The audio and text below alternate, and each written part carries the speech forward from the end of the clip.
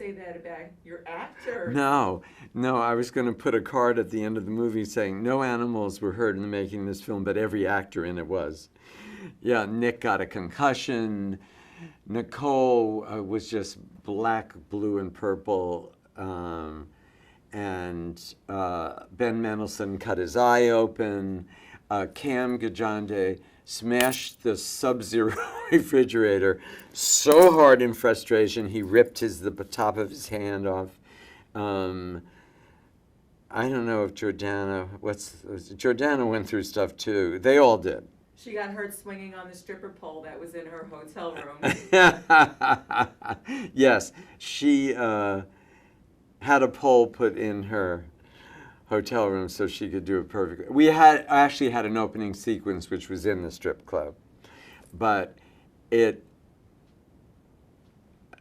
was almost like here was this story starting and now we're going to start a whole other story.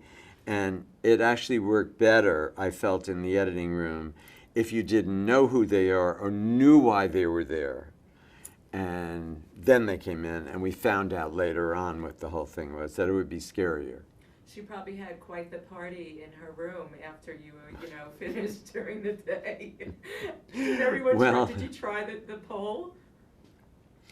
Oh, if I tried the pole, I would might as well just throw myself on my ass to begin with, so I don't have to go through embarrassment of getting there the other way. No, I don't think that God did not decide I should be a pole dancer, right? No, what was great is the club that we shot in, all the girls there helped her. They were wonderful, right?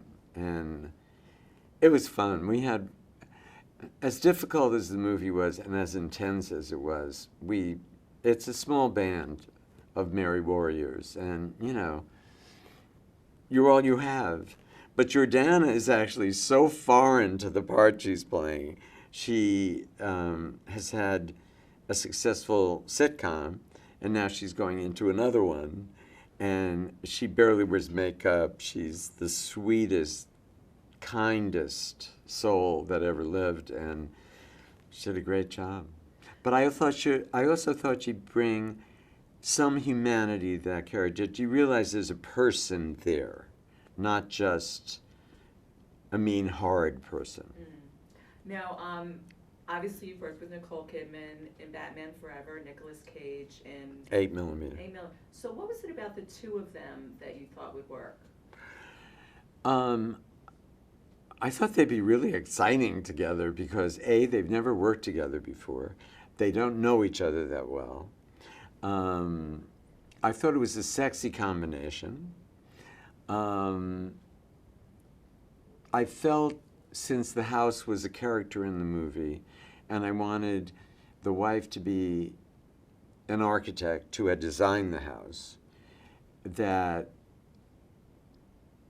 Nicole would be that person. Besides, she's such a fabulous actress, and I love her. But she's an actress who can do anything. I knew that, like Nick, they throw themselves into things. There's literally, there's no hem-hawing, and they'll go where you want them to go and beyond.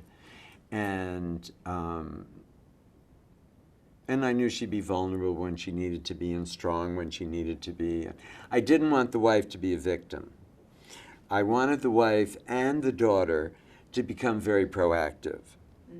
And here she insisted on doing all her own stunts, and you have these major movie stars getting hurt on set, like you mentioned earlier in the film. So did you have like a medic?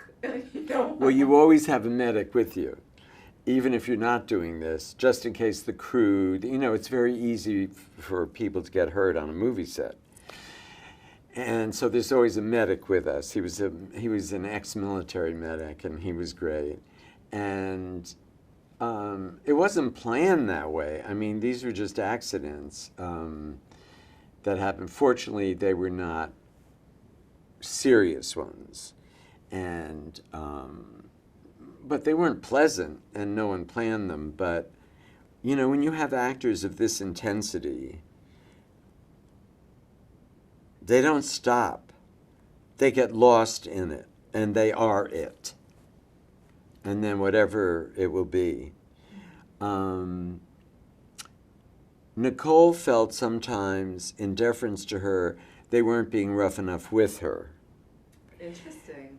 That her character could have gotten away or done something, and so she would ask them, no, that's not hard enough.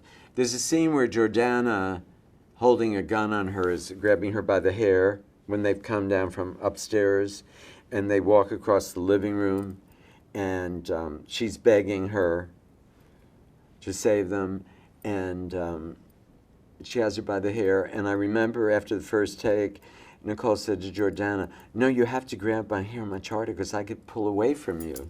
So I could see Jordana go, okay, you just want to yank Nicole, right? But Nicole was down for it. Yes, they all did. They did incredible stunts, which I'm not crazy about them all doing. I really am not. I don't promote it.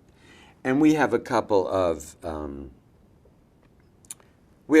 stunt team. We had a wonderful stunt team that was there when we needed them.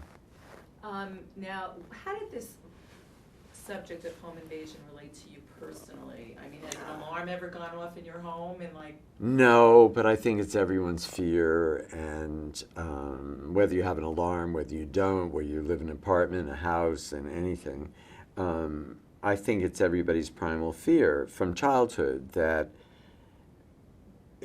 it's the monster in the closet is what it really is, that there's something unknown that's scary, and everyone lives with it. You just don't want to, obsess about it. But this is so different to me because they have such a specific reason for being there. They're not just some guys that broke in to see if they can get some stuff out of the house, right? Get the plasma TV and the Xbox. There's a specific reason. They've obviously been following Nick. They obviously know a lot about their lives for the obvious reason that the younger brother. And